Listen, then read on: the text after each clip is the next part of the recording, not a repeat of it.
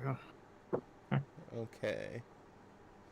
Stream should be up now.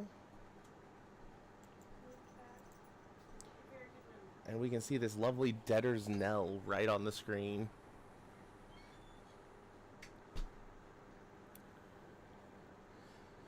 Okay. Yep, just tell me when you've got the stream link. Okay, let's copy pasta this and start sending it around. Not to those servers, those are private servers.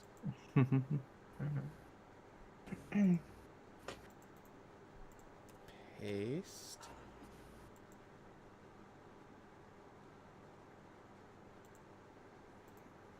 Paste. And then we can go over here, go to the...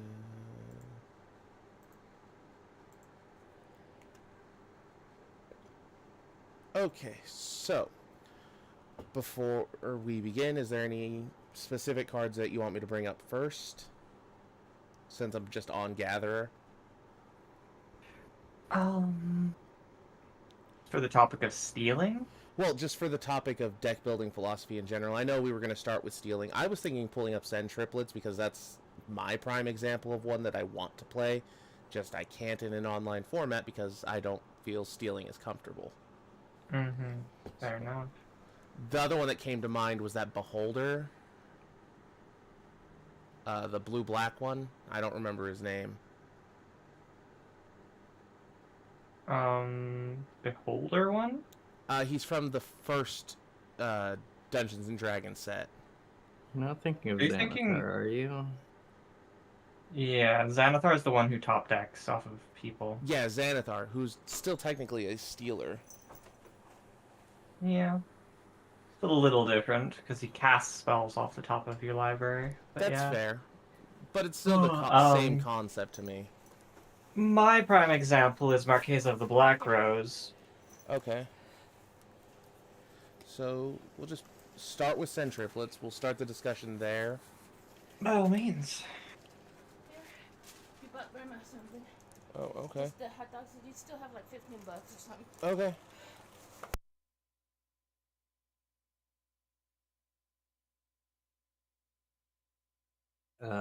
Paco would be the one that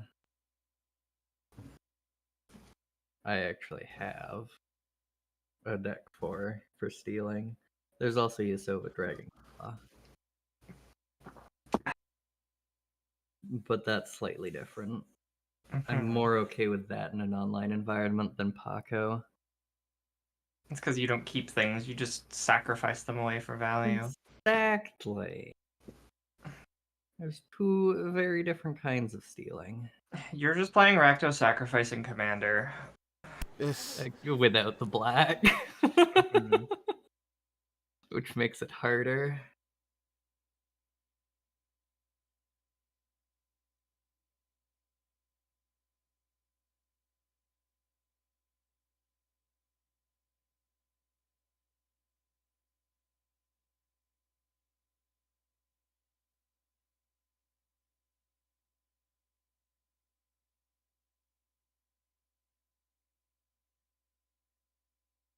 Okay, so I have Zen Triplets, and I have her somewhat together, but when I was looking through ideas with building her, I realized that the entirety of what's recommended for her is the Captain Naglfar precon from the first Dungeons and Dragons set, where you're just milling your opponent to steal their stuff. And that's what's really suggested for her now, because it's like, I'm just going to tell you you can't play the game and then steal your cards.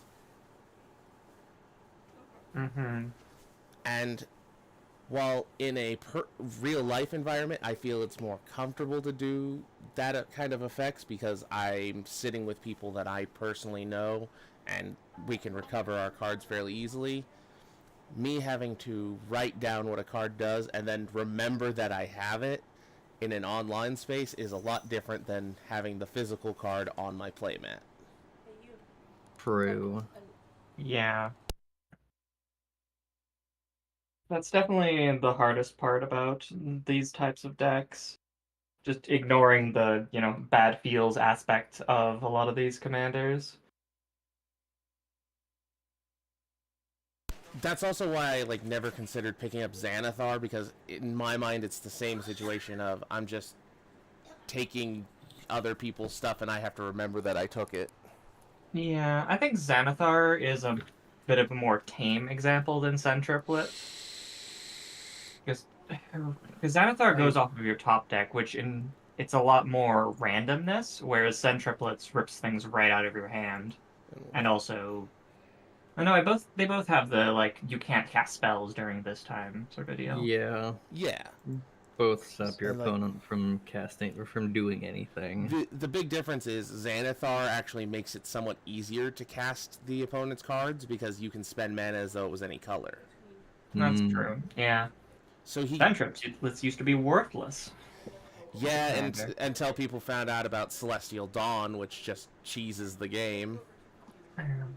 And until the ruling changed where you can produce mana outside of your colors. Yeah. Because Celestial Dawn is what makes Centriplets really playable. There's also an old black card, I don't recall, but it makes, it turns everything black, and then you have to pay black for everything. Yeah, that's similar to what Celestial Dawn does. It reads lands or planes. Non-land permanents you control are white. The same is true for spells you control and non-land cards you own that aren't on the battlefield. And you may spend white mana as though it was any color. And you may spend other mana only as though it were colorless. All right.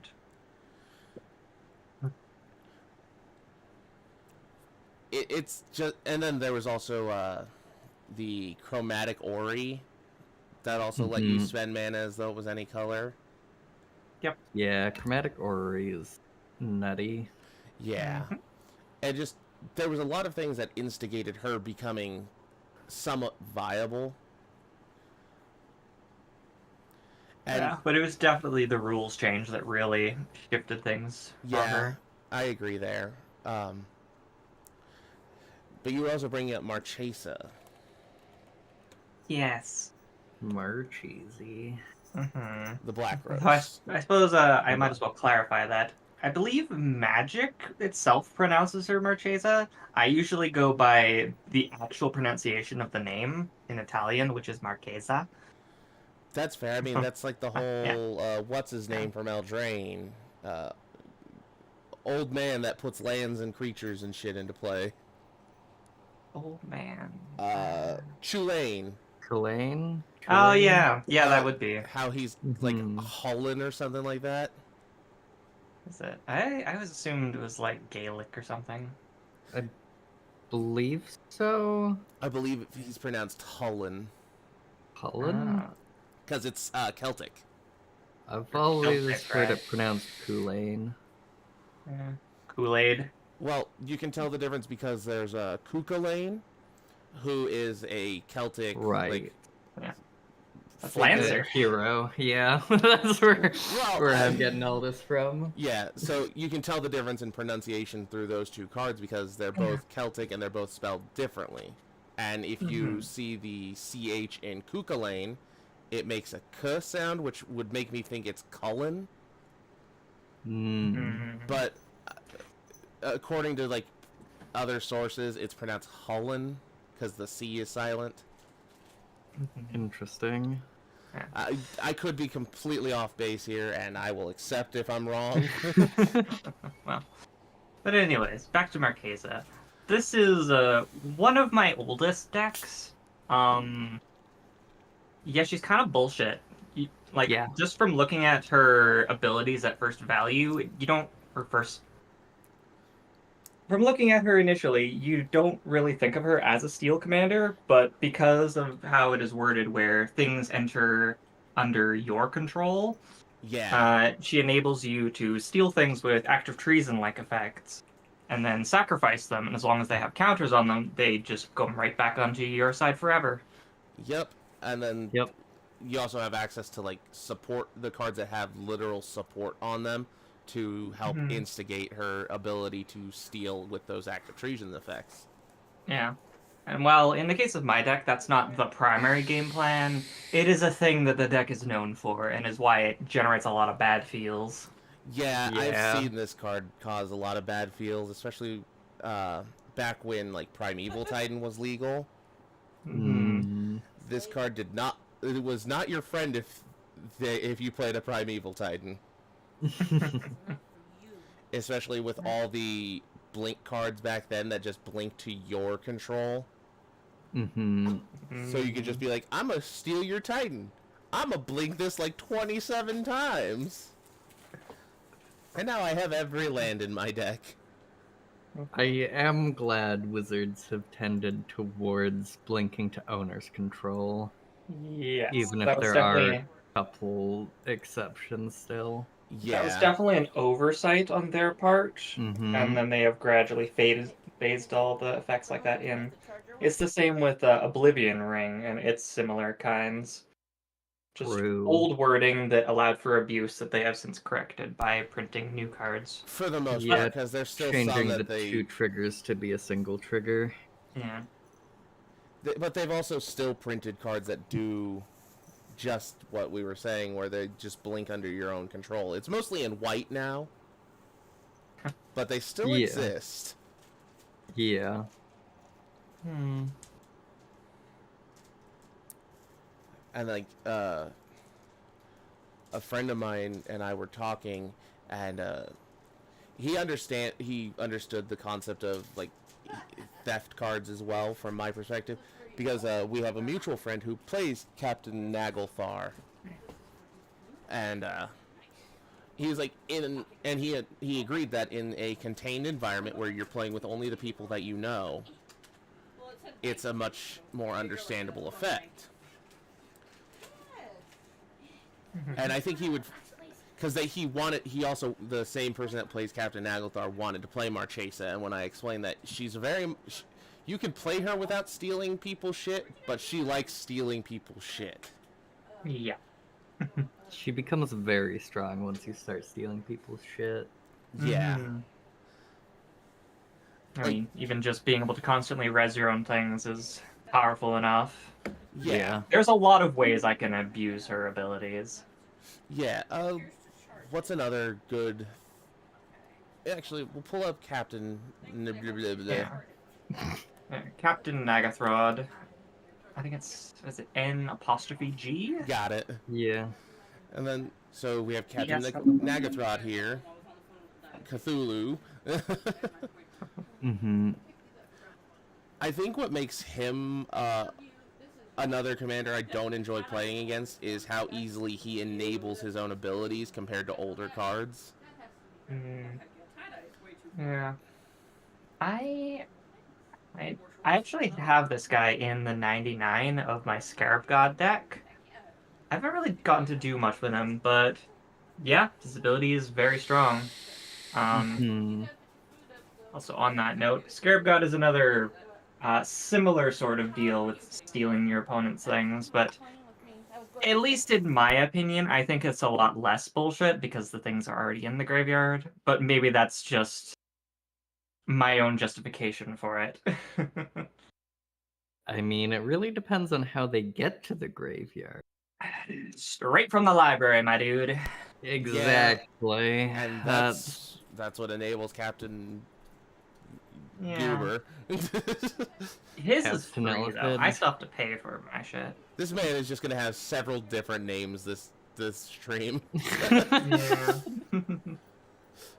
I think we've only said his name correctly like twice.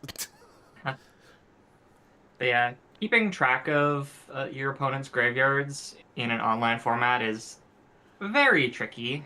So I've only Yeah. managed to play Scarab God a couple times in streams. See, the difference I feel with Scarab God is he doesn't directly steal your shit. He just makes a 4/4 zombie of it Yes. while removing it from the opponent's graveyard. So they don't have it and can't get it back, while you just have a temporary version, so to speak. Mm-hmm. Yes, Which- the problem still lies in you have somebody else's creature, which you can't look at to see exactly what it does, and you've still got to make your own little token that you got to remember all of its abilities. Mm-hmm. Yeah. Yeah, I've taken to writing down the contents of everybody's graveyards in notepads. Just like, oh, this was Fair. a relevant creature Yeah. that I would like to res later. That is a good idea. Mm-hmm. And when we play, I've been trying to do better about informing you of what does actually hit my graveyard. Mhm. Because we Yeah. had that one That's- situation where none of us realized something was in there until it was too late. Right. Yeah. Yeah. I've As been a thinking that a graveyard few player, I times. usually try to make a point of pointing out things that hit my yard. I've been better about that lately. Same. Mm-hmm. But Um, even in person in one game, I didn't realize there was a thing in a graveyard that killed me when I wasn't looking. That's fair. So it's still a problem even outside of online environments. Yeah, but but that's a less problem that so. you can't really always fix. That's really dependent on who you're playing with. Yeah, that was more of me not paying attention to the game state. Yeah. What was that again? I want to say Demonic Embrace. That's probably not the right card name, but it was the one that Black Enchantment Aura gives like 3/0 and flying. It was Oh. the flying part of it that fucked me. Was it the background? No, it was it's a it's thing an that- it's an enchantment, an aura that can be played out of your graveyard. yeah. Oh, I don't know that one then. Hmm. If you find the name, I'll pull it up so we know. It's Demonic Embrace. Okay. Yeah, I've played that card quite a bit in my Modern Dredge deck. Throw it on old stick fingers and beat people to death. Yeah. Oh, okay, yeah. So you can just pay 3 life and its cost to reattach it. And Yeah. discard a card. It actually got recently sort of reprinted Oh. in the Game Night Free for All bundle. That barely counts. That's why I said sort of. Yeah. It's in there. It's technically a reprint. Game Night Free for All. I'm not familiar with this. They're basically, it comes with 5 monocolored decks that are just designed for you to play with each other. At Oh, okay, so it is like the previous ones, the game day things, where they had that cycle of really expensive cost cards that ended up being like $20 a piece. Except for the Sphinx. The Sphinx is pretty cheap, actually. Hmm. The Sphinx is the one that lets you, when your flyers attack, you draw a card, I think. Is that? No, that's a much older card. Is it? Because I just think gave my friend one the other day from not too long I thought ago. it was the one. I thought the blue one was the one that makes everybody mill 10, which is just okay. Pulling up another page here, because a friend sent me a card that they wanted to talk about. Plardine of Chaos. Oh, that's a very interesting card. Yeah, I they said have never take that seen anyone second do anything with ability them. and have it target the 12 Boros counter spells. Reveal cards from the top of your library until you reveal a non-legendary, non-land card with mana value 3 or less. You may cast it without paying its mana cost. Put all revealed cards not cast this way on the bottom of the owner's library in a random order. So, they're saying you can just use it to throw counter spells out of your deck, apparently. I suppose. That's an An interesting odd way to go. concept. Yeah, it'd be an odd way to go about it, but yes, that could work. Yeah, just by playing lots of legendaries, you can definitely filter your deck that way. Yeah. Just making it. I mean, for a 5 mana ability, it doesn't seem like the best option, but yes. Yeah, I I mean- feel like if you wanted to go about playing a bunch of like Boros counter spells and the like, I would just rather play Sunforger. Get a lot better mileage out of that, and it wouldn't be random. Mm-hmm. Yeah, that's fair, but you could also use it if you can stack your deck with scrying effects. You could easily get what you need to pop off. And white does have a decent amount of scry nowadays. I suppose. It still feels a lot more janky than just Yeah, playing Sunforger. but when you're just trying to have fun with something, like, I can understand where you're coming from. I can understand wanting to do that to have fun. I just, if your goal is I want to counter my opponent's shit, that feels not very conducive to just It- wanting to have fun. If It that's your feels whole like deck a game plan. really awkward way to go about it. I mean, Yeah. it could be more awkward where you're just playing Cerulean Wisp and you have a red elemental blast and no one at the table is playing blue, but you need to kill your opponent's commander, so you're like, I'm gonna turn your commander blue with this 1-drop cantrip and then I'm a red elemental blast it. Because I had to do that once. That reminds me, back when Tiny Leaders was a thing and I was playing around with that, I had was it Joyra deck? Classic The original. the one that suspends, Yeah. right? No, not Joyra.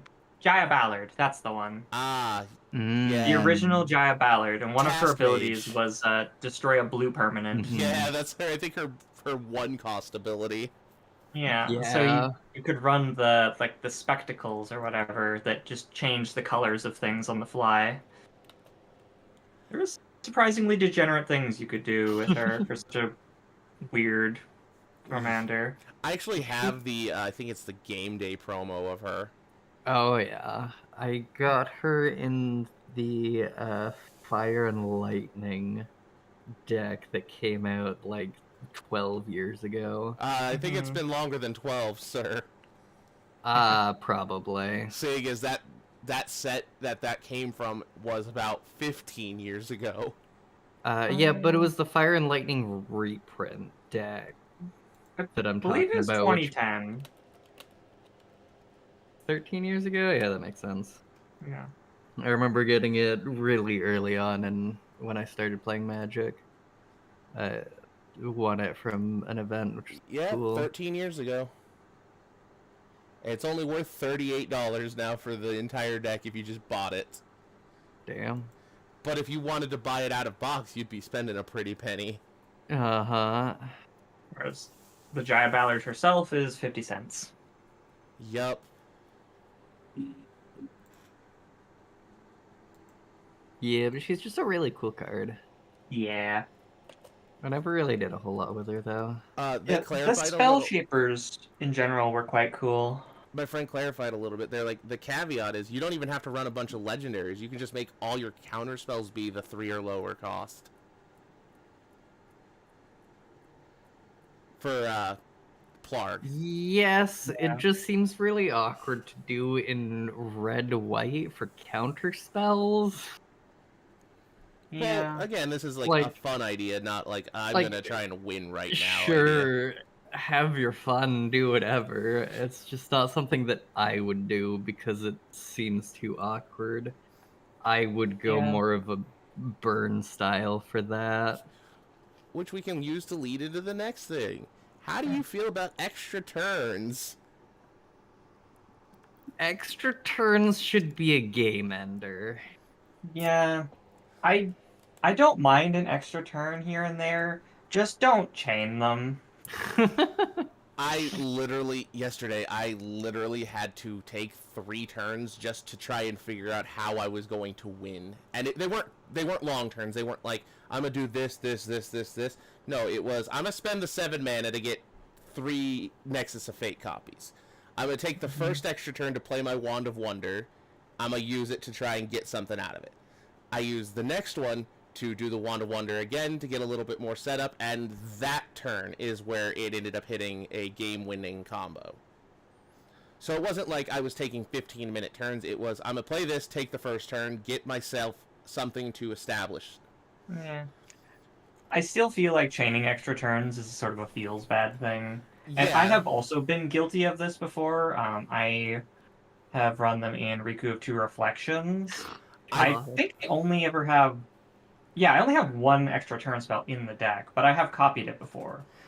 But Riku is also a commander that plays relevant creatures, so even just gaining one extra turn off somebody is enough to kill one player usually. Mm-hmm. But it still leads to a lot of feels bad moments, especially if you like take a while through your turns. Yeah, like And there in was that. particular, Riku involves a lot of math, so that tends to bog things down. Well, there was that one time we were playing with Jack, and I ended up hitting the Mystical Tutor off of his deck to cast my Nexus of Fate. And then it just became I'm just going to keep taking turns until I can find something. Yeah, you and- took like 7 turns. And I realized that was a feels bad, but I was going to win in those turns. It just, I needed to find it. Yeah. And I did find it by, like, the 3rd turn, but no, I completely understand why he was upset. Like, looping turns is not fun for everyone at the table, and unless you're definitely winning right here, right now, they can be very game-breaking.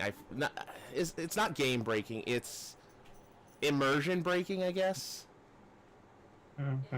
I feel the same way about extra combats. If you don't win with all those extra combats that, like, your Narset deck is taking, what was the point?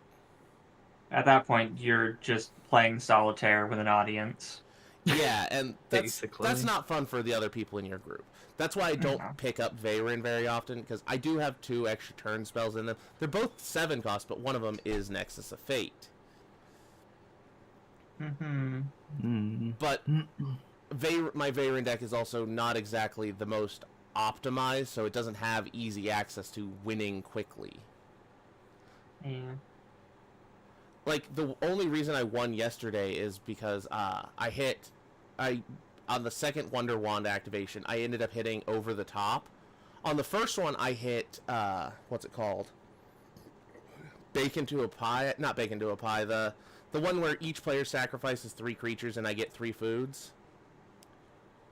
Yeah, I know the one you're talking about. I don't recall its name. I hit it and ended up with like 5 copies of it. It wiped Romero's board. Me and Eric had no cards in play. No creatures in play. And I ended up getting like 18 food out of it. Never gonna use those food, but I had them. Uh-huh. And then on the second Wonder Wand, I hit, let me pull up the card. Over the Top, I ended up hitting this card off of Eric's deck and ended up getting 2 copies of it. Which, Over the Top reads, each player reveals a number of cards from the top of their library equal to the number of non-land permanents they control. You put all permanents revealed this way into play, and the rest into the yard. So, I had 18 food tokens, so I was guaranteed 18 things. Well, I also had my Wonder Wand, I had Swarm Intelligence, I had the Fiery Inscription. So I had a whole bunch of, like, other... Jesus. The funny thing is, I got a shitload of permanents that would have helped me win quickly if it wasn't for the fact that all of my spells went to the yard. Mm. And I only won because it came down to... Eric died to my Fiery Inscription. He was at 2 life when I hit the Over the Top. I see. Well, then it came down to Romero and I, who had... He had the marionette chick that loses life equal to... When you sacrifice an artifact, they lose life equal to her power. Yeah, the Kaladesh card. I remember Yeah. her. So I played Gitaxian Probe, and I'm like, shit, I have like 18 copies of this now because of the shit I have on board.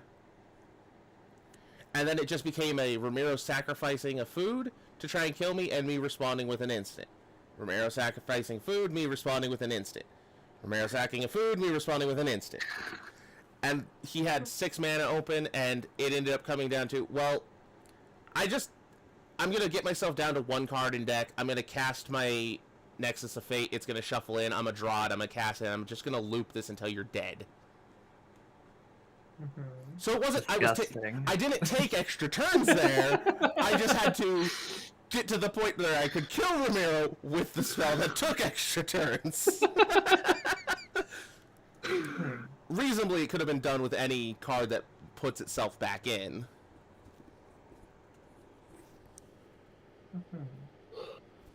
Any of the Sun Zenith. Exactly. I could have gone, I'm a blue sun for 0. I'm a blue sun for 0. But, and like, when we did the math at the end, I was like, I'm only going to count the quantifiable amount of damage Romero is taking here. Because I also had that Sentinels Tower from Battle Bond. That it deals 1 plus the number of instants and sorceries you've cast this turn. Oh, interesting. And I had Fiery Never seen Emancipation. that card before. And see, I didn't want to calculate how much damage he was taking off of this, because that would have made things way more complicated for me. So we just calculated that every instant or sorcery I cast, he was taking 70 damage if he didn't kill me on his next trigger. Jesus. So it was just like, Ramiro, just die! There's no way you can live. Just accept it.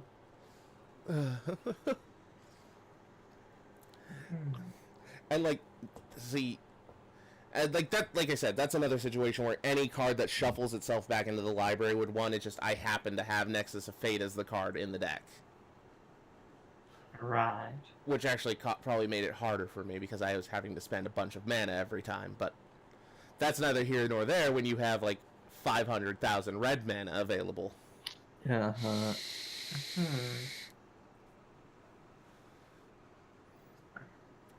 Another thing that affects how I build decks is like power level wise, and it also affects me playing the deck.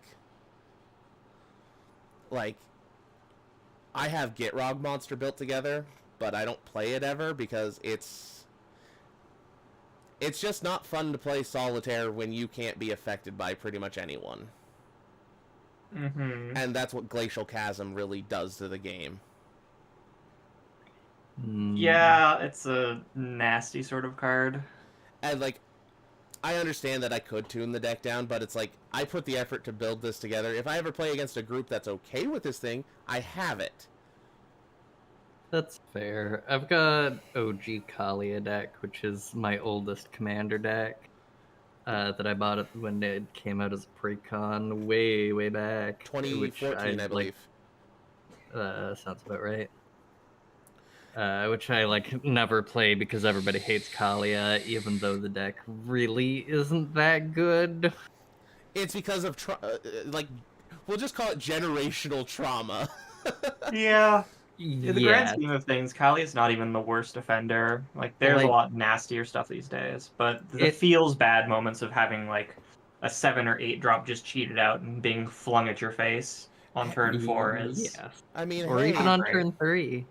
But it doesn't normally do that because I haven't tuned the deck very well. I should really go back and make it a bit better now that we have actual good card draw. well, here's those another thing that colors. confuses me on the power level scaling is my buddy Eric, which I've talked about him before. He's okay with Gitrog Monster, but not Breya, just because Breya has the fast mana. She doesn't have the payoffs for the fast mana like Gitrog would. And Gitrog can win by turn 2. Granted, I haven't seen too much of your Gitrog deck. The only time that I can really recall off the hand was when you won off of somebody else Chaos Warping you into a win con. However, I have played against your Breya deck a number of times, and I can see a lot of feels bad stuff from it, so I can understand that sentiment. Yeah, it just Gitrog has 2 infinite loops in it. Mm-hmm. One of them is Gary, Chainer, and Gary, Chainer, a Sack Outlet, and Kirk. Yeah, okay. The other one is, I think, Bone Miser and the Greater Good.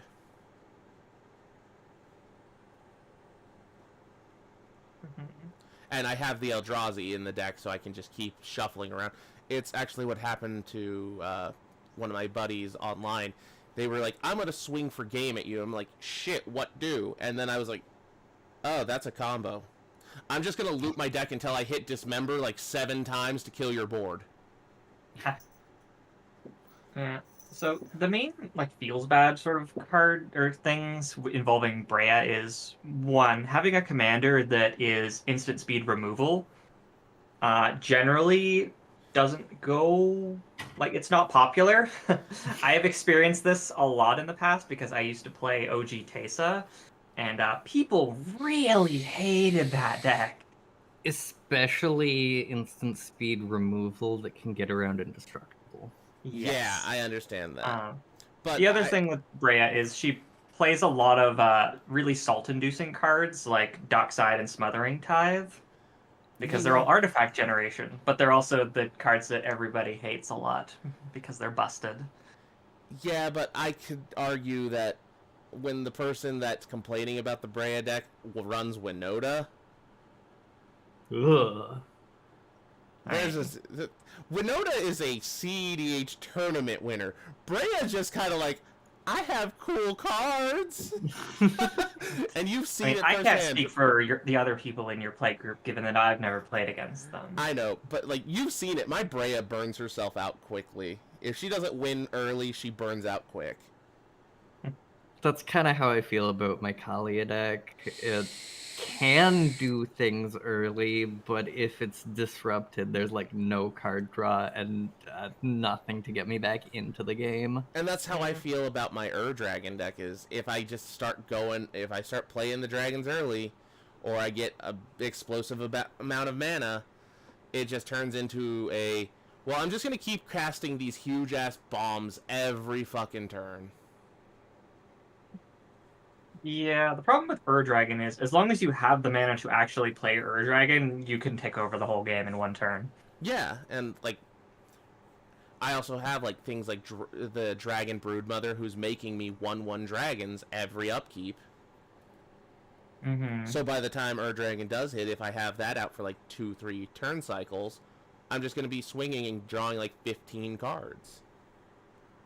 Yeah. And I think that's a big issue that I have with some commanders is the draw power in the command zone. Mm-hmm. Mm-hmm.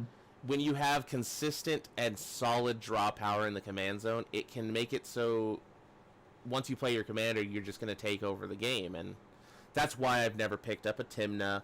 That's why I've never picked up a Thrasios, is because they're just...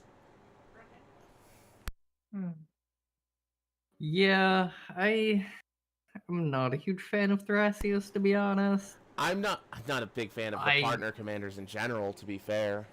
That's fair. I like some of them. I really like Tidal Chosen of Krupik. I have her partnered just because I like red and black in the deck.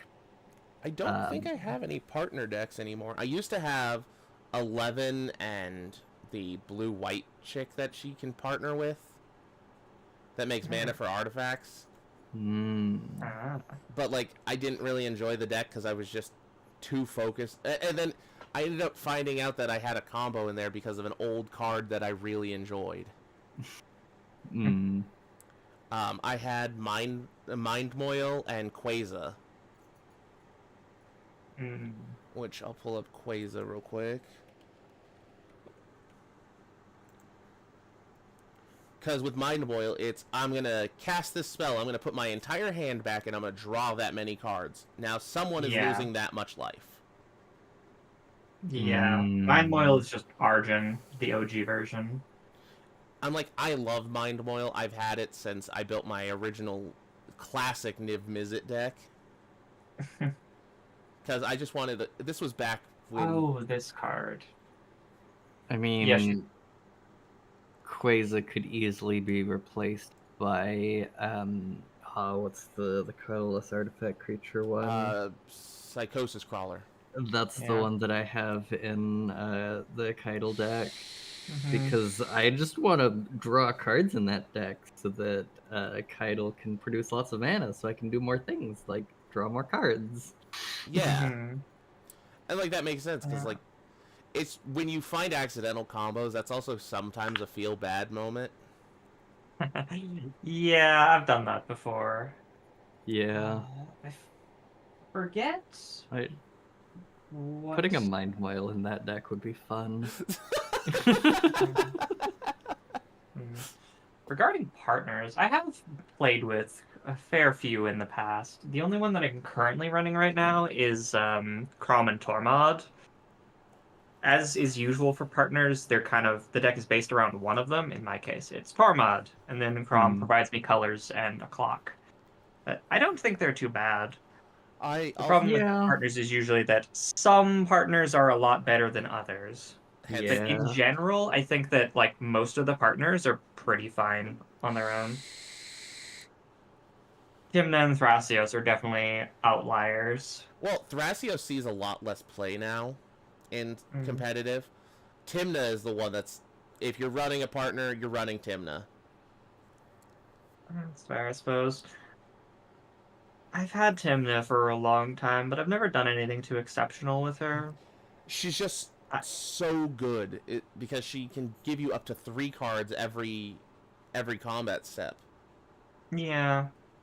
I had her paired with Ravos for a little bit, just doing Orzhov shenanigans. And then that was before I ran Kraven Regna.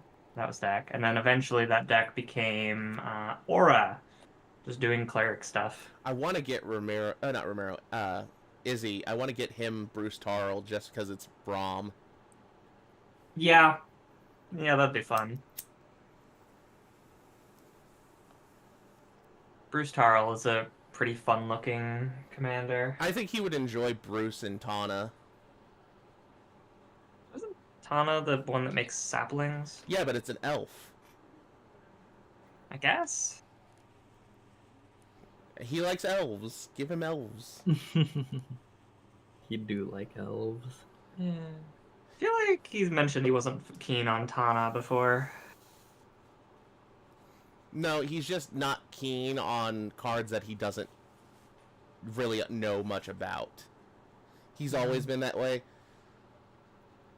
I got a funny... I think I've told you guys the story before where him and I were playing Modern, and I had a vampire deck, and he was playing mono green elves with Infect. And he would build this massive board and then go, I'm a Triumph of the Hordes. I'm winning on this attack. And I'm like, I have a Rakdos Charm. I'm winning on this attack. Oh, Rakdos Charm. What a wonderful card. Because he...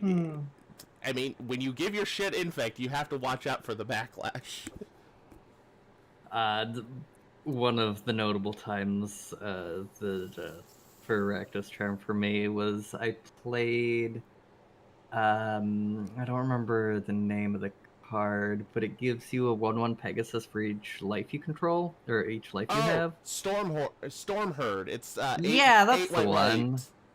Yeah, I was playing that in my Selvala deck, so gaining lots of life, gained lots of dudes, and then before my next turn, because I had over 40 of the Pegasus, Rakdos Charm was played, so I just scooped up my board.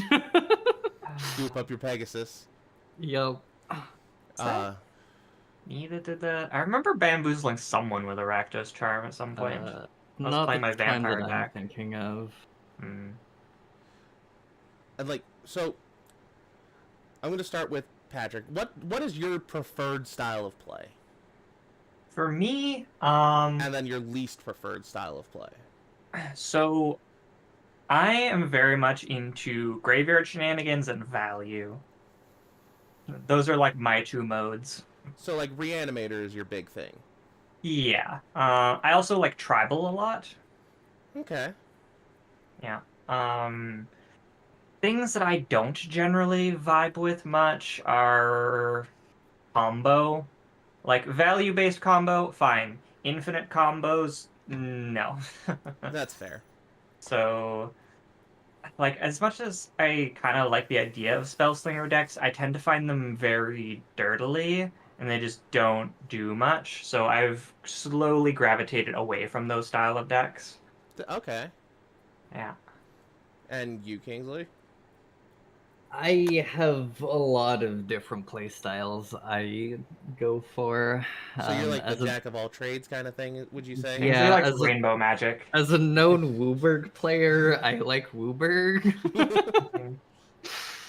I've never really played around with stacks, and pillow forts are not overly my thing. For me, my big thing is I enjoy combo decks. I like playing elaborate combos and like trying to get somewhere off of really silly things. Mhm. I do like really silly cards. I built an entire deck specifically to play some really silly cards once. It was great. I Love like the deck. stacks is just kind of generally a feels bad for me. Like like I've said, I have a whole page of stacks cards. I have a foil black and white Thalia for fuck's sake. But I don't play these cards because I don't want to slow everyone. I don't want to play a game where everyone has to play at my pace. Hmm. And like my least preferred style besides stacks is I've never been big on go wide or combat. And it's why I've branched out with a couple of the decks I have where I'm trying to be more aggro with how I play. Like that's why I have that the Fox Shaman from Aftermath. That deck gives me a headache, but it's really fun to finally be able to go, I'm a punch people to death. Mhm. And then There. I also have a Magus Lucia Kane, which is just X cost tribal, but I'm not running big X cost instants and sorceries. I'm running X cost creatures. Hmm. Mhm. I Which- find it hard to do combat heavy commander decks.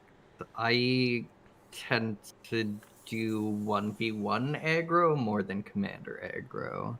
Yeah, the reason I find Yeah. Commander aggro so hard is because it's not just one person you need to punch out. Exactly. Yeah, I just don't much care for go wide decks generally. If I am going to go win through combat, which isn't uncommon, usually I will go tall rather than wide. And that's why I Um, like Sauron, just because it's like, I'm gonna make one big ass boy. Mm-hmm. Yeah, I'm kind of very hit or miss about armies, I feel it, but but I found a card that actually makes the Sauron army idea really good. It's from the Fractal Precon. She can give a token unblockable. Oh. Yeah, I'm familiar. Wait, what am I running that in? I definitely have that card. I forgot her name. I know it starts with a D.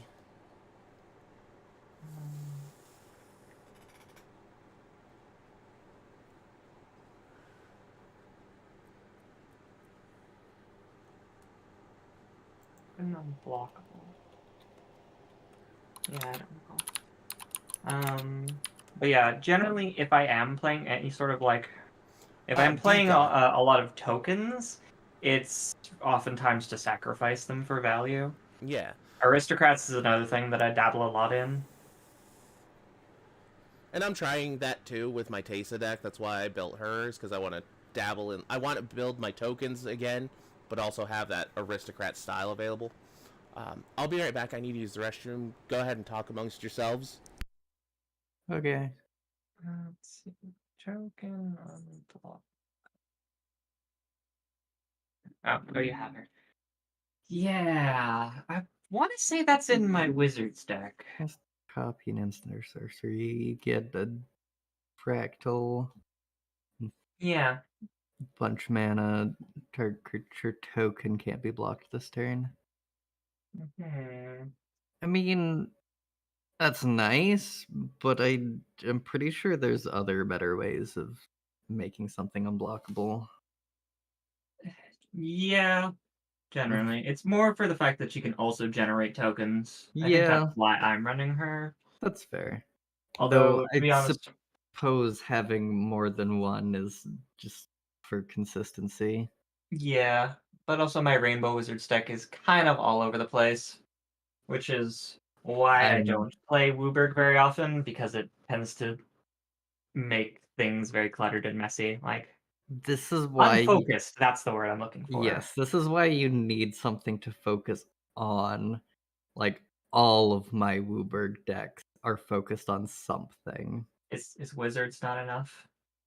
Uh, Clearly not, because wizards do a lot of different things. You need to Yeah. pick a type of wizard.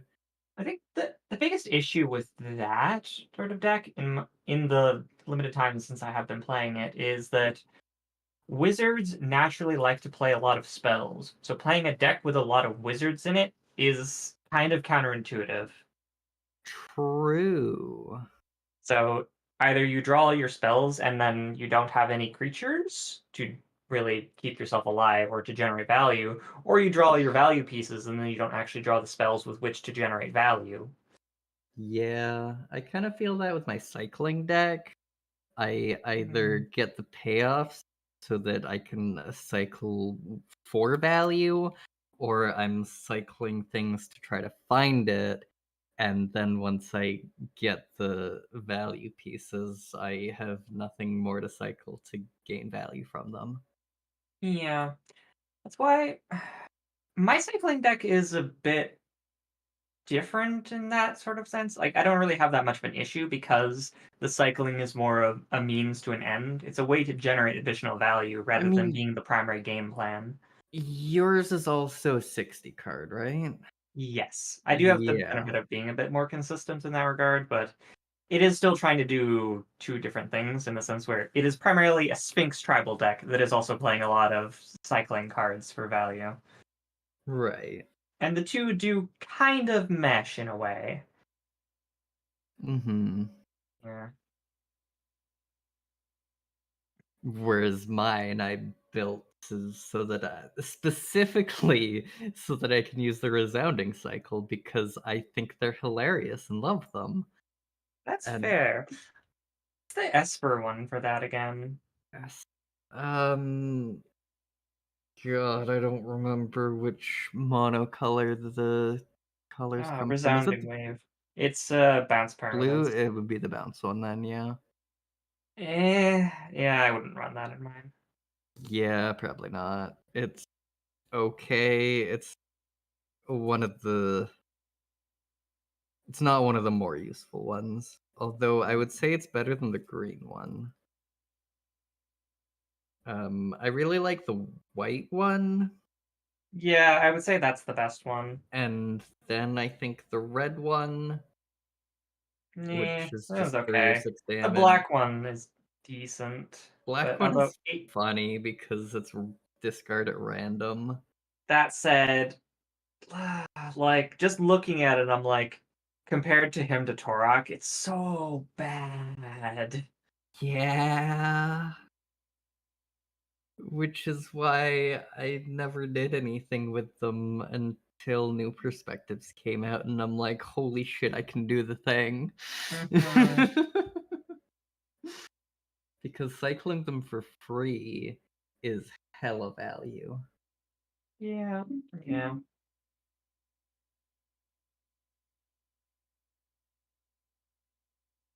You played the Decrees in that deck? Free? I don't think so. Like Decree of Pain. These look like old cards. They are. I don't have real old cards like this, I mean, generally. Decree of Pain has been printed in like everything. Actually, they've almost all been printed in quite a while, except Decree of Annihilation, because nobody likes that card. Hmm. The cycle alone is destroy all lands. Hmm.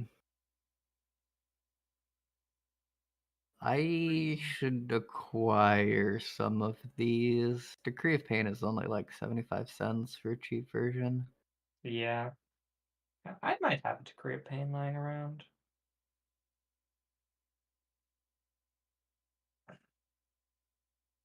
Yeah, I should I definitely have a look at that deck again. It's been a while since I've done anything to it. I like There, Decree of Silence on paper. That's a very amusing card to get other people to play around. Okay, I'm back. What did I miss? welcome back. Well, we've been Talking about- discussing my cycling deck a bit, yeah, we're currently and talking about the Decrees. the Oh, styles of Wooburg. yeah, because like The Red Decree is just one that I don't enjoy seeing in play. No, nobody likes Decree of Annihilation, which is why it hasn't been reprinted since From the Vault. Yeah, which is good. Decree of Pain is running in pretty much everything, but one that I don't see people run that I think is actually kind of neat is Decree of Silence. That's the white one? No, it's the blue one. Oh. It's an enchantment that... Oh, that one, yeah! Yeah, it puts a bunch of counters on it, and then it forces people to play things into counter spells. Or if you Kind of cycle feels it, bad, but one also outright. kind of funny. It's like the counter spell that you know is coming, it's just then becomes a game of sacrifice your permanents into this to get it out of here. Hmm. Or just Vampire Hex Mage it. Yeah. Yeah. Or if you're a degenerate, you could play Varel the Hullclade and keep stacking counters on it. That's also fair. No, it's not. That's not fair at all. No, you know what I mean. Yes. But yeah, just on its own though, I think it's pretty neat. Hmm. It's like what's that other really bullshit card I have? You have a There's lot, a lot of them. You gotta be more specific than that. Yeah. You gotta be more specific, It's an baby. enchantment I have in Alayla that it has cumulative upkeep. But as long as it's going, whenever someone plays a red or green spell, anybody can counter it. Oh, I know Oh, that card. You've used it yeah. against me. Yeah, it's very rude, but it's kind of funny, especially since it only Yeah. dicks on 2 colors. Yeah. Vital Force? No. I like how they've made a lot more stifle effects in the game now, though. Yeah, Mhm. I love, is it Repudiate? Repudiate is pretty fun. I love that card. Yes. Replicate and Repudiate. Yes, that definitely is one of my favorites in that cycle. There's a new one, Defabricate, which you can counter a artifact spell, or you can just counter an activated or triggered ability. Okay, Artifact or Enchantment? Yeah, that's quite good. Hmm. Yeah. But yeah, Repudiate to Replicate is something I've run in quite a few decks before. So, do you think... So, this...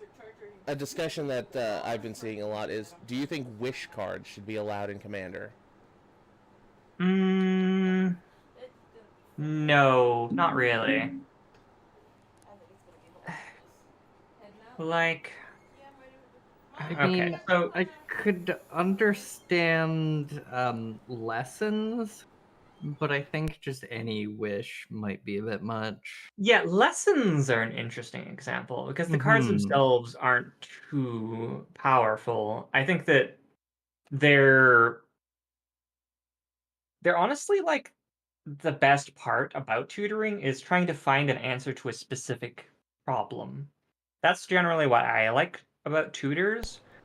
The problem is when it can be any card, then it just becomes Do you want me to put... tutor for your win con. And the problem with wishes is it's otherwise completely uninteractable. Like the zone outside of the game, you cannot touch with a discard or An like anything that rips exile or- cards out of the deck. Like there's no counterplay to it until it is in your Mhm. hand and about to be played. So generally speaking, I don't think wish cards should be allowed in Commander. But again, lessons are cool.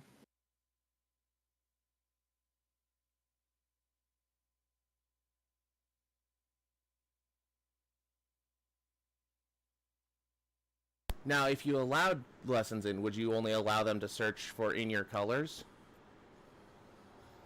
Yeah. Yeah.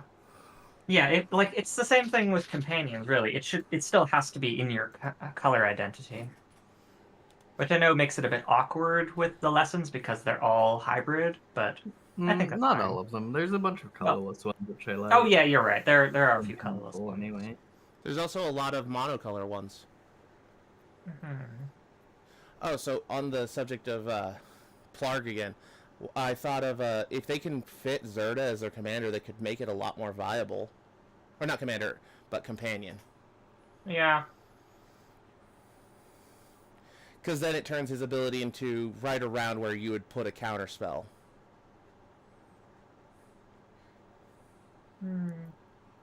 I suppose. I still think that counterspells is a very weird way to go about it. Like, you're trying to add control to an effect that is naturally bound by chaos. It doesn't really jive. That's fair. I feel like if you wanted to do something like that, just lean into the chaos. Play things that do random things, like, well, Tybalt's Trickery would be a good example, if you still wanted to have a counterspell. And you could even But counter- other sort of random Chaos effects like that. Warp. You could even Yeah. counter your own thing with Tybalt's Trickery. Mm-hmm. Mm-hmm. I still have to pick up a Primeval's Glorious Rebirth for my fucking Joda deck. Mm. I have one in my Solvala deck. I suppose that leads to another similar tangent. How do you feel about chaos?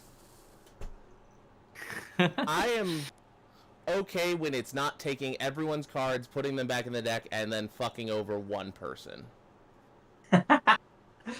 I don't like Yeah, Warp they do World, tend to like I don't that. like It's like, Scrambleverse. I You're don't just like not playing permanents. Oh, Yeah. Scrambleverse. Yeah, there's the I don't Great- like the Great Scrambleverse at Aurora. all. I don't enjoy either.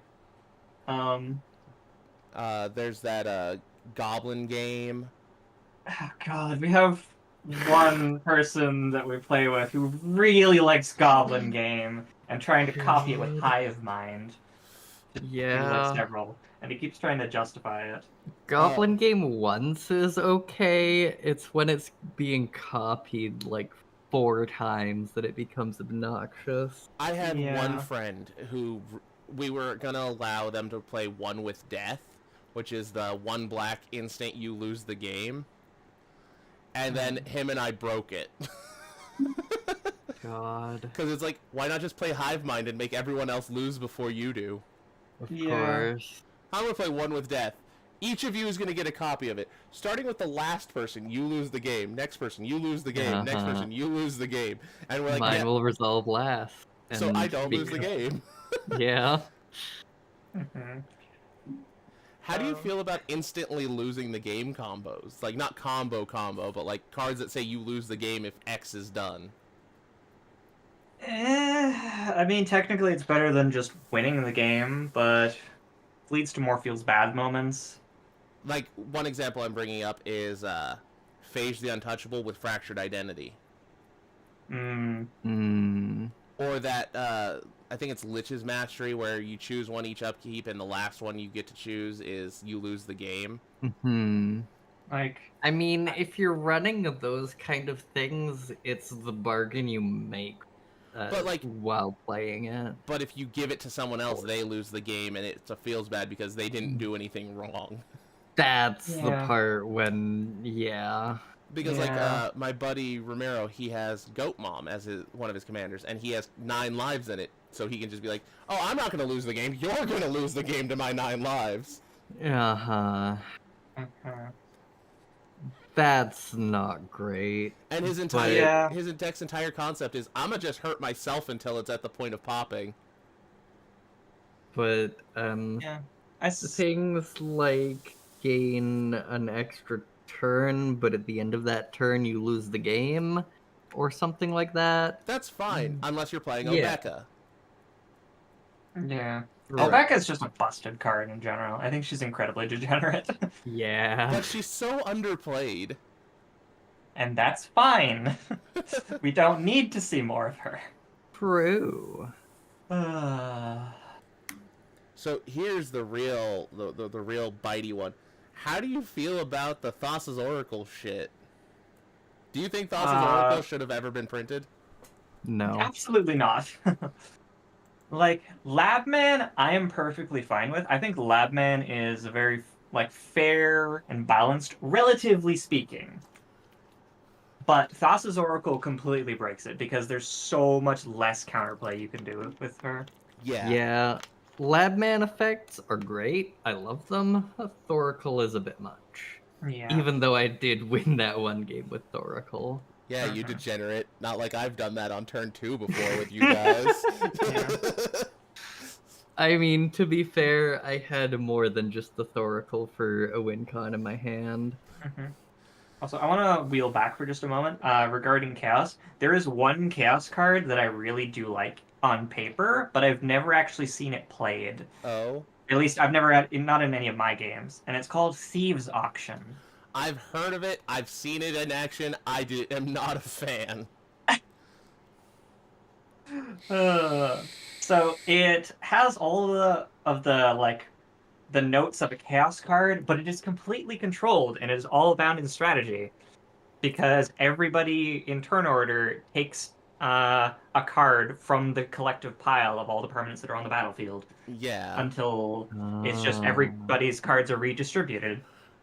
It's a fascinating card, there but is I one imagine it would Chaos lead to a card. lot of bullshit. There is one Chaos card that I am actually genuinely interested in, and it's Mhm. the new one. It's the one from Innistrad, the one from Aftermath, and it's you keep flipping cards from the top of your deck until you Oh. choose to stop. Yeah, the blackjack card. That's a really fun one. And I love the flavor text. It's just a normal day on Innistrad. Yeah, that one's fun. That reminds me. But that of one a- also doesn't influence everybody's board state, I mean, it can. I suppose. I mean, I did build a whole deck around random chance, but that's more That's just coin flip. chance So. than chaos. Speaking Yeah. of Innistrad, there's a card from it that just came to mind that I've always really wanted to play. Malignus. Yeah, Malignus is cool. I've I heard feel the like I- name. He has his power and toughness is equal to half the highest life total amongst your opponents. And his damage can't be prevented. Yeah, he's a very cool dude. Neat. But that I just... feel like I've done something with him before, but I can't recall what it is off the top of my head. I know another card that my group really doesn't like. It's fucking Stigma Lasher, which is 2 red Wither for on a 2/2 elemental that says if it deals damage to a player, that player can't gain life the rest of the game. Oh Bruh. damn. That's It's a- rough. It's a 2/2 though, so it dies to It's not even- bolt. It's not even combat damage, just deals damage. Gross. I have it. Uh-huh. It's a card I want to use in something. It's just I don't know what. That Well, feels more like a 1v1 kind of card where you're playing stupid modern bullshit. Well, think of it this way: if you could make it deal damage to each player in a single hit. yeah, see, my first thought for if you wanted to abuse it would be in a Tim deck. Are you familiar with Tim decks at all? Yeah, the Tim the Mage guy. Yeah, they're decks that are entirely based around pinging your opponents and their stuff. There's a lot of gotta love surprisingly Death by a Thousand bullshit things Lashes. you can do with that. Well, I mean, there's a fire breathing card that has like an infinite combo with something. I will say the Lorwyn block had a lot of infinite combos needlessly. Yeah. Lorwyn was just a little bit before my time, and it makes me sad sometimes because there's just so many cool things that were in it. I would have loved to play fairies back when they were in standard. I did play Bitter Blossom fairies. was like a $10 card. Uh-huh. I did play fairies back when they were standard, and I can tell you Bitter Blossom was not a $10 card. Fine, I suppose. It was like a $50 card because I tried to get one on multiple occasions. Hmm. Oh. I do have a fairy deck actually still. It's very interesting incarnation this time around. I quite like I'm it. I should excited play for it the more. new fairy stuff coming out. Yeah, there's some interesting stuff. Some I haven't, things look cool. I haven't really seen much that really inspires me to do fairy stuff. Mostly because, like, all of the fairy stuff is in Commander, like the good fairy cards. The stuff that's in the regular Eldraine set is just meh. Well, I want the stuff so I can take the fairy deck and get it away from the mill direction that it's currently sitting. Yeah. I also think that the face commander for the fairy deck is really boring. That's fair. The other one was pretty good though. The new Alayla. Yeah, she looks really interesting. Yeah, like she does exactly what fairies originally wanted to do back in Lorwyn, which is play shit on your opponent's turn. Which they've tried to get back into that direction of things, but it just hasn't really worked for them. Yeah.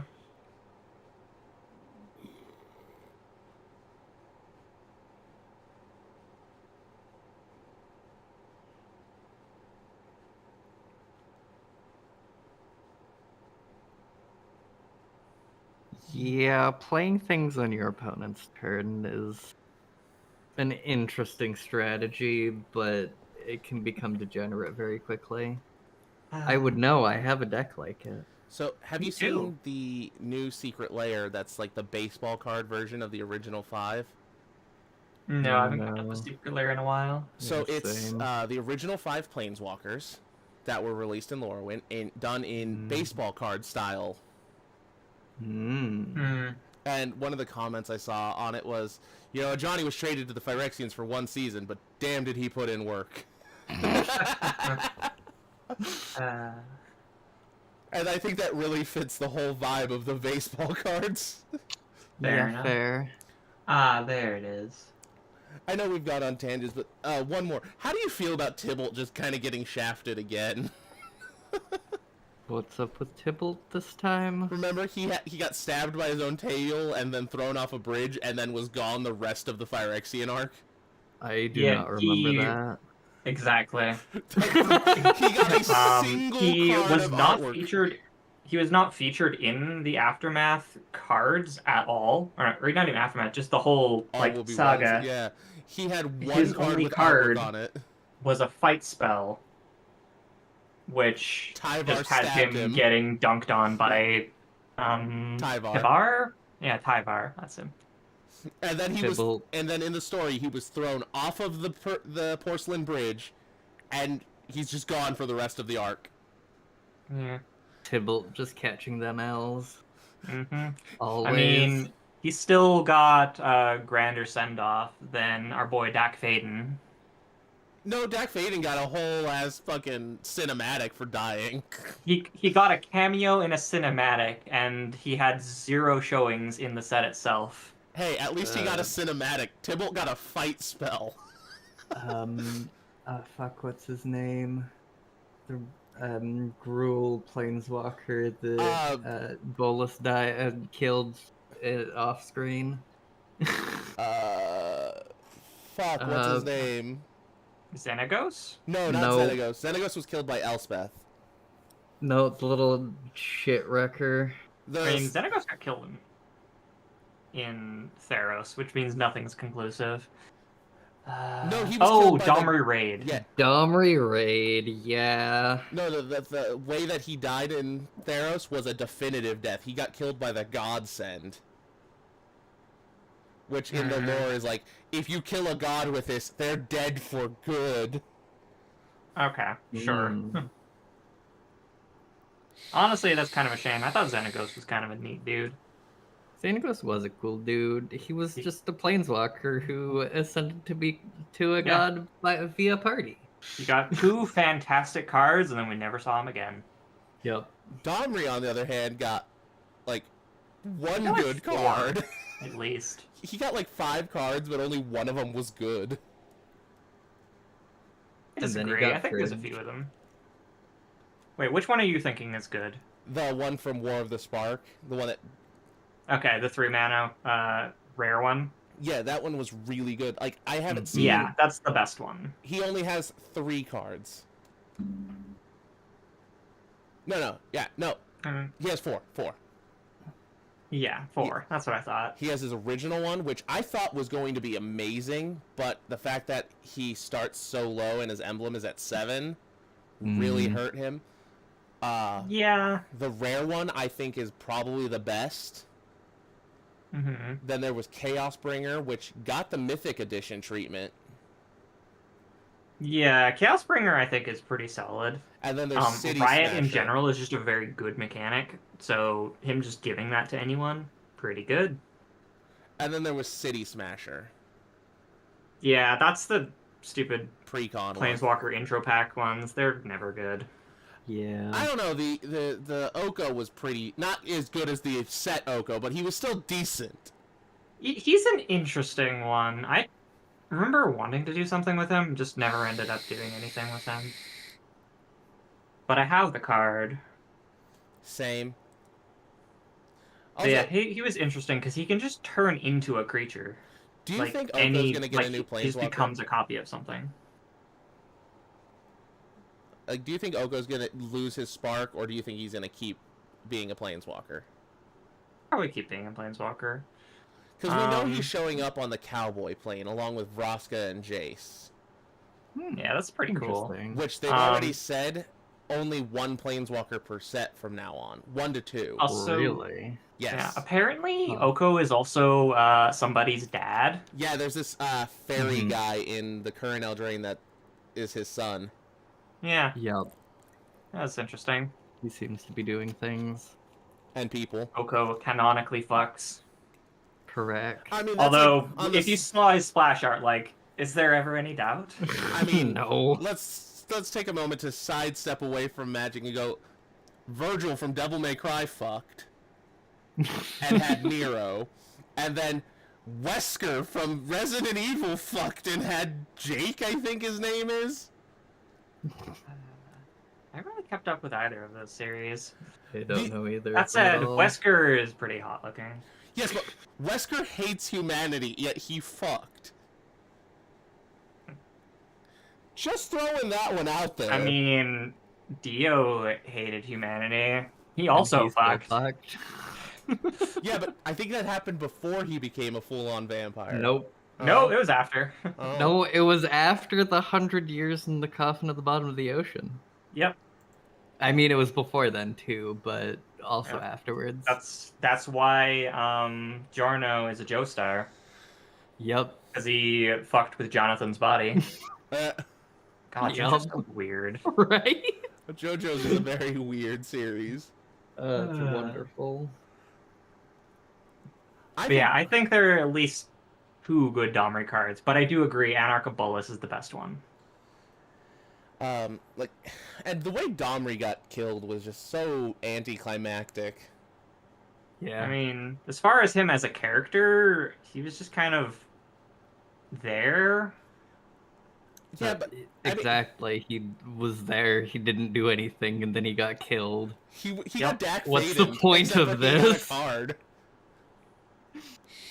I still wish that Dak Faden got another card. Yeah. I mean, Come on. Do you think we're gonna get another Professor Onyx when we return to Strixhaven? That'd be cool. I think didn't she like retain her moniker? Like everybody knows that she's Liliana now, and they're like, yeah, no, this is fine. Yeah, So I but, feel like she won't be Onyx again. I think she'll just be Liliana. well, she also in the story took on Gideon's last name to honor him. Yeah. I mean, they could really go either way with it. Like, And- they could call her Onyx still.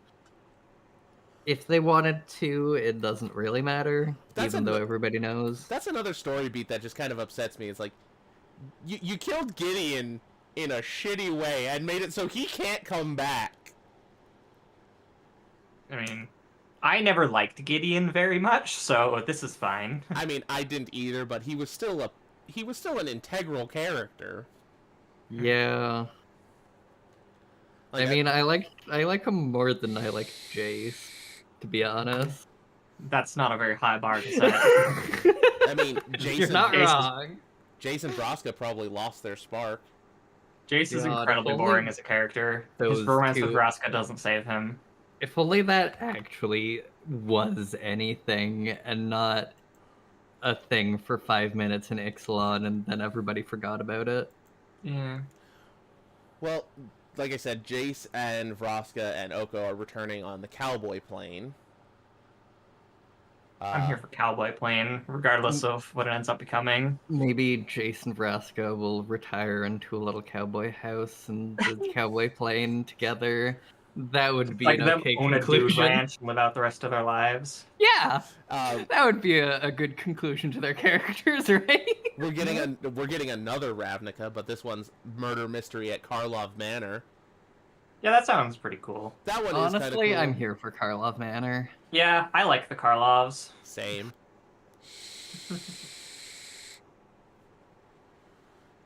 I think I have like 3 favorite guilds now.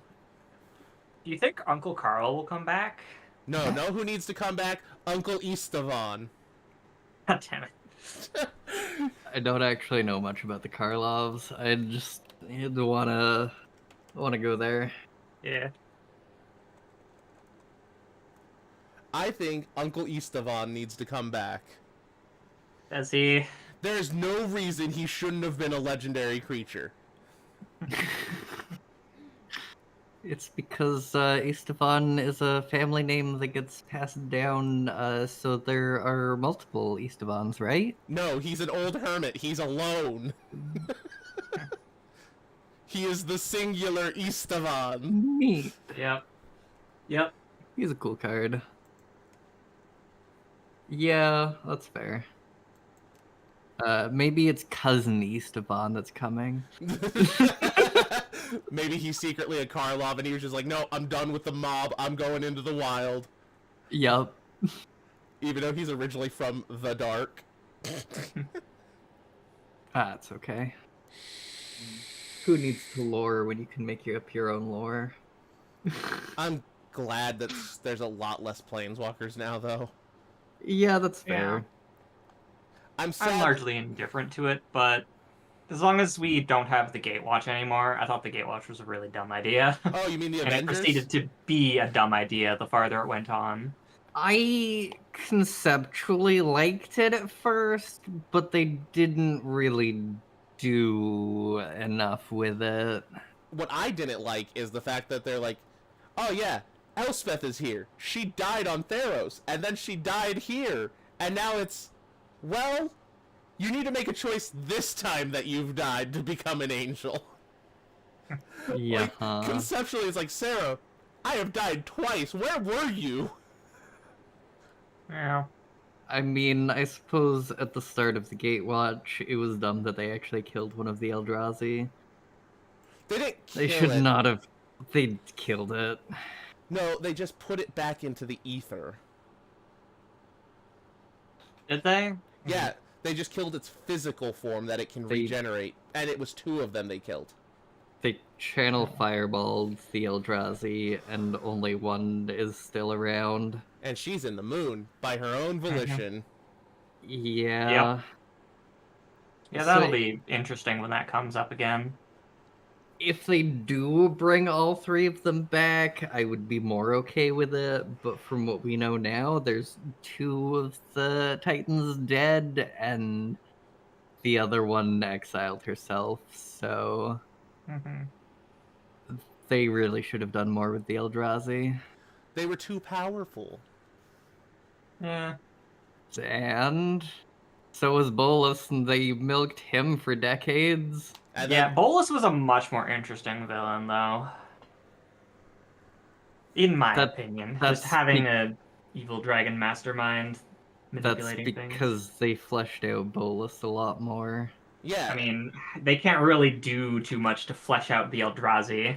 They actually did quite a few interesting things. Like how they were Uh, the gods of Zendikar. Yeah, like the old gods of Zendikar were the Eldrazi, just in a different form.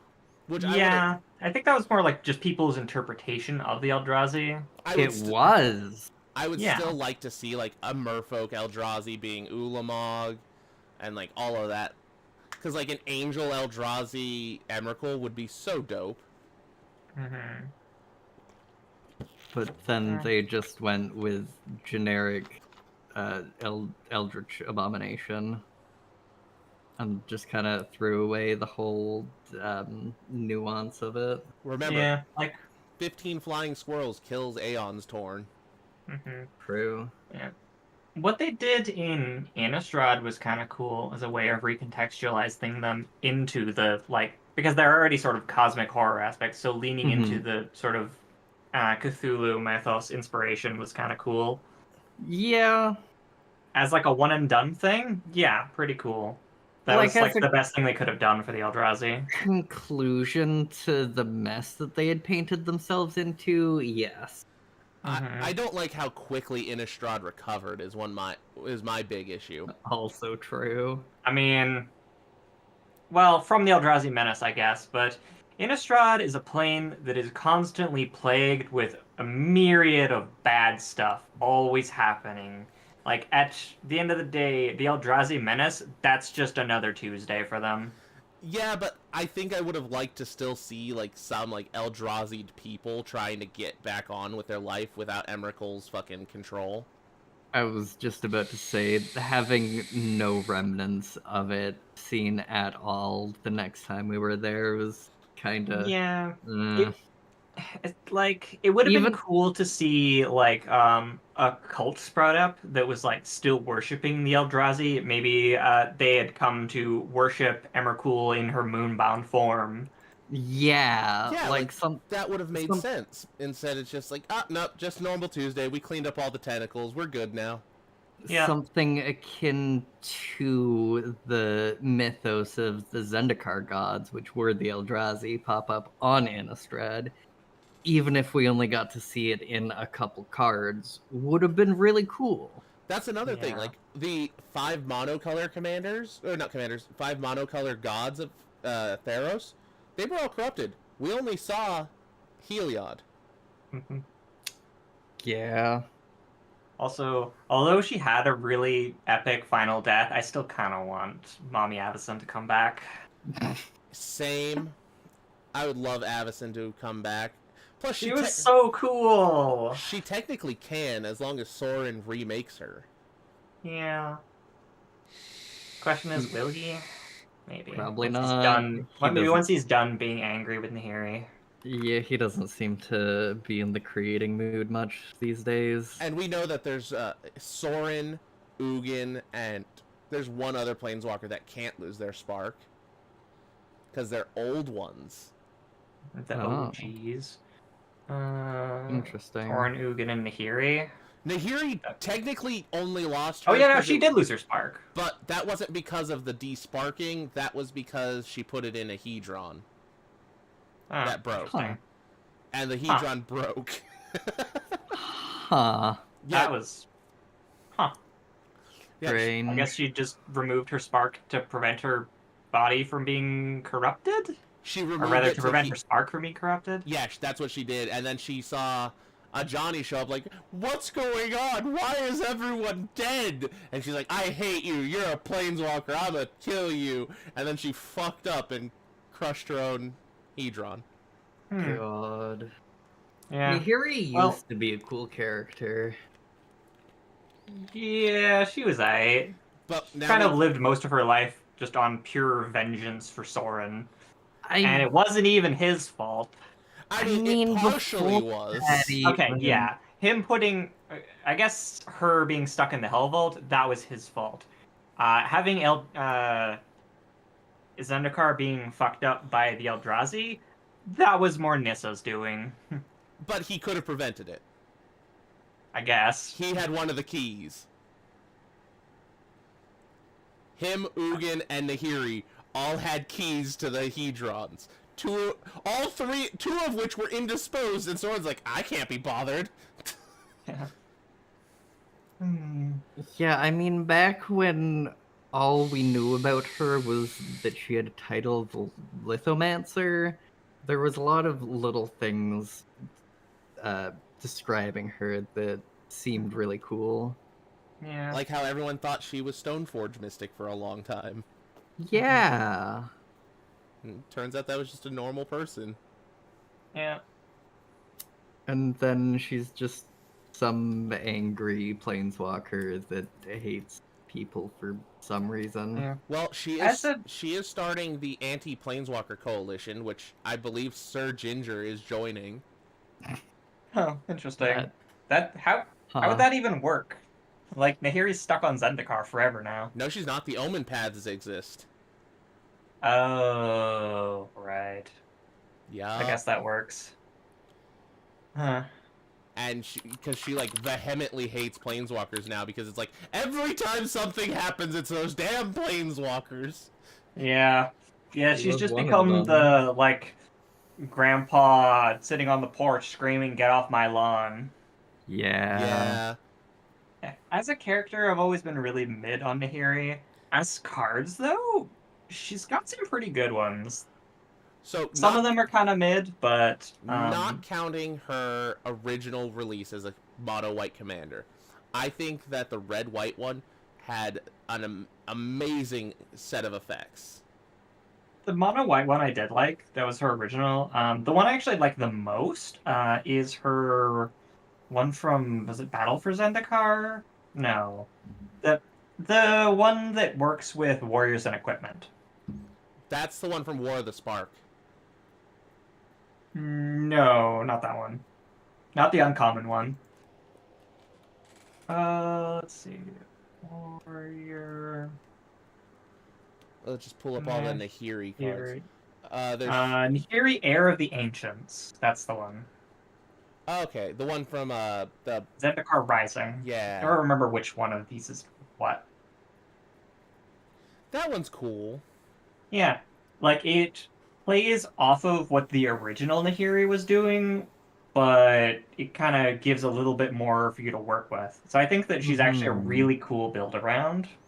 I want the Unforgiving just because I like the completed Planeswalkers. That's fair. But I Yeah, honestly think I wasn't really big on that one. I think the Harbinger is my favorite. It also saw the most standard play. The Harbinger is interesting. I kind of hit or miss on it, but there is something I kind of want to. I do want to use that card in a deck I was planning on building. I just haven't done that yet. I don't remember why though. Why did I? Her ult is really Why did I? fun. Oh, I think it's just because she's good removal. She's good removal. She's draw. Well, Right, she's good removal and she puts things in the graveyard. That's why I wanted her. Mm-hmm. but her ult is also like cracked because I remember during the it might have been modern. She had a modern deck where she was just like, I'm gonna drop Emrakul on you and Yep. it's gonna attack you. Yep, I do recall this. Yeah.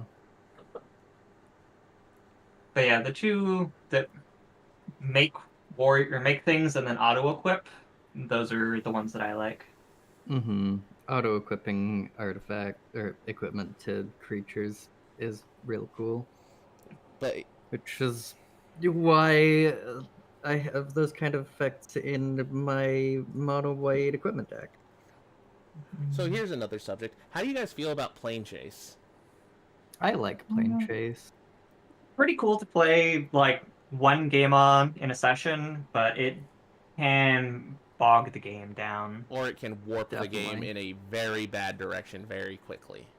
It can. Yeah, I still enjoy it. it's fun. I do like, enjoy it, I but use- it's one of those things where it's like this is our one Planes Chase match of the session, and then after that, we've gotten Of our the fix. year.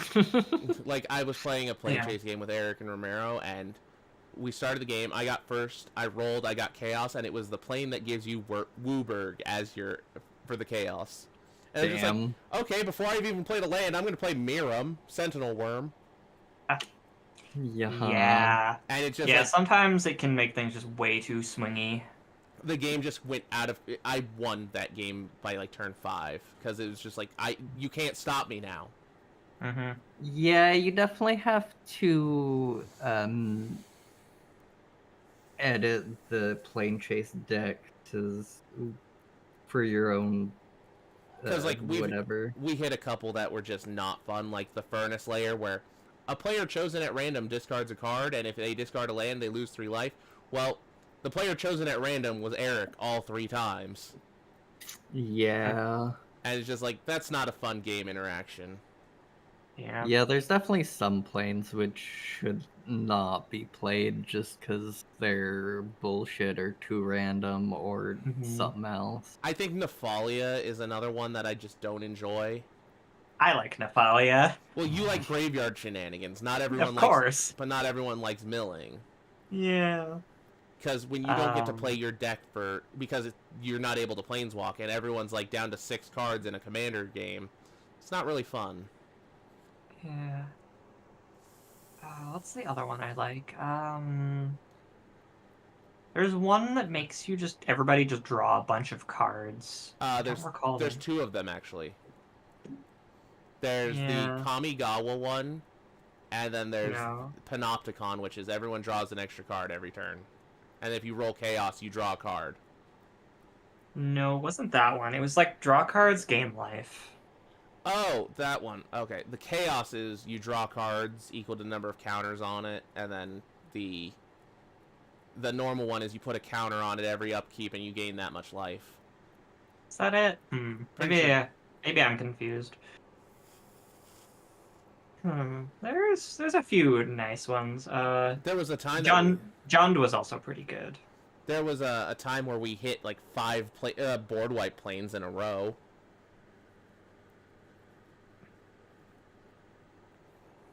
That was not a fun game. No one was allowed to play the game. We're like, well, what do? There's no point in playing cards. They're just going to get blown up. Mount Corellia is a funny plane. It stacks pressure counters on it at each end step, and if you get chaos, it doesn't deal damage to any of your permanents, but when you Right. planeswalk away from it, it deals damage equal to the number of pressure counters to each creature in each planeswalker. Orzova's another really interesting one. Like when you leave it, all creatures from all graveyards are resurrected, and then Chaos just lets you exile target card. Yeah. Yeah. I'm excited for the Doctor Who ones, though. Oh yeah, I forgot they're getting a new Planes Chase for that. Yeah, That'll be like, interesting. That sounds neat. and they're Doctor Who themed, so it's gonna be Of fun. Of course they are. I love Doctor Who. Same. Same. I've really only seen New Who, though. I really need to get back and watch some of the older Who. A lot of the old Who is lost to time because they don't have the original films anymore. I am aware. Yeah. I've watched some of old Who, specifically, well, Four's run. I think I watched like 1 or 2 seasons of that. I've watched a few episodes of the very first season with the first Doctor. I never really get far in that. I Very think I watched the strange. very first episode, like the pilot, and I'm like, yep, this is alright. I watched, I think, the first 2 arcs and didn't really get farther than that. So Yeah. far, my favorite Doctors have been 10 and 12. Yeah, both of them are really good. Yeah. 10 is definitely my favorite. That man is I- sexy. Yeah. Yeah. I That's also great. really like 12. I enjoyed the emotion that he put into the character a lot. For sure. I'm also one of the very few people who actually like 9. I like I 9. know a lot of people that like 9. Eccleston did a Yeah. fantastic Damn. job. Yeah. Yeah. I feel like, well, I can't really speak for too many people, but I feel like 9 is rarely anyone's like first choice, but he's like consistently just good. That's fair. And I love how like his favorite thing is like, you were fantastic, and you know what? So was I. Yeah. Yeah, he had a great energy. Mm-hmm. So have you seen the Doctor Who print of Farewell? No, I have No. not. So it has Tenet, and he's regenerating, and the flavor text is, Oh no. I don't want to go. Aww. And it's As like, soon as you my said heart. 10, and I knew exactly what it was. I was like, ow, my heart. Here we go. Oh, we actually have a lot more cards spoiled than I thought. Yeah, I don't really like Jodie's artwork because she just kind of looks like a dumb child looking through a magnifying glass. Oh. Oh boy, we have Missy. Let's see.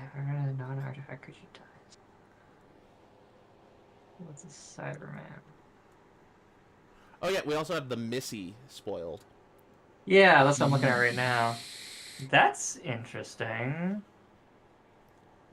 Like we also got the You Valyard draw a card spoiled. and chaos ensues. Interesting. It's cool that you give your opponent a choice. Yeah.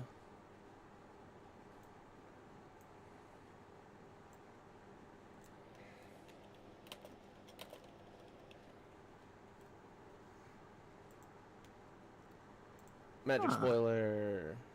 I also really like the the River Song card. I was just looking at that. Holy shit! Just draw from the bottom is really Draw cool. from the bottom. But no, look at the 13th Doctor. She just looks so derpy. True. Interesting. I haven't actually met the True. 13th Doctor yet. The 4th Doctor is really cool to see. For Nox, just looking at it and reading Vanishing Four, I'm like, this hurts already. Wilfred, it's my honor. Better be quick. 3, God. 2, 1. Yeah. The face of Bo. The one that hurts me is the plane chase card, Fixed Point in Time. Because it's, what's it called? It's from the, I believe, the New York arc where, what's her name? Gets stuck in New York. Fixed Point. Amelia Pond? Amelia Pond is, and Rory gets stuck in New York forever in like the 40s. Mm.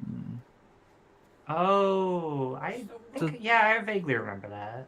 Art reminds me more of Oswin. I With could Clara. I could be wrong. Plus, with the Raven in the background behind her, makes me think of the episodes that Patrick is just about to watch. We also have the Rose next Tyler few. as Bad Wolf. Mhm. Heckin' Bad Wolf. Now we just need River Song. No, we have her already. Oh, good. She's actually a really interesting card because she lets you draw White. cards from the bottom of your decks instead of the top now. That makes sense because of her story arc. And the ability is called Meet in Reverse. That makes sense. Yeah, the next episode that we have to watch is called Face the Raven.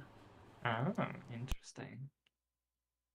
And I don't exactly remember what it's about, but the Raven motif is a thing that pops up with Clara. Like, I'm really excited for this set. Oh, the Cybermen are face down cards. Yeah, so They're don't- morphs. Huh. I don't think they're morphs because they don't have the ability to turn face up. Well, yeah, not technically morphs, but yeah. More like Manifest? Yeah. I'm wondering if they're So gonna you have can bring them face up. It just, you'd have to do it through external means. Yeah, but I'm planning to keep these decks pretty like intact. That's fair. I'm definitely gonna buy one of them. Yeah, I don't know will which probably buy one. one. I'm gonna pre-order all of them just so I have them Yeah, that's fair. because I know these are gonna get expensive really quickly. That's fair. That's not a bad idea. Villainous Choice sounds pretty cool. It sounds fun. Yeah. We did get art spoiled for a couple of them. Like we're getting one of the Time War, Ooh. and it's the 13th Doctor's Time War.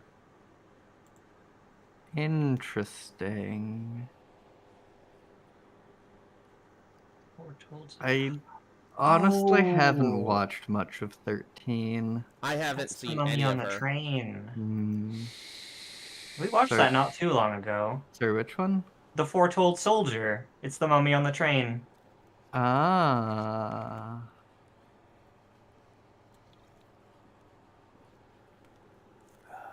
Locked, counter lock more than one creature. Deals damage, except face down. It becomes foretold.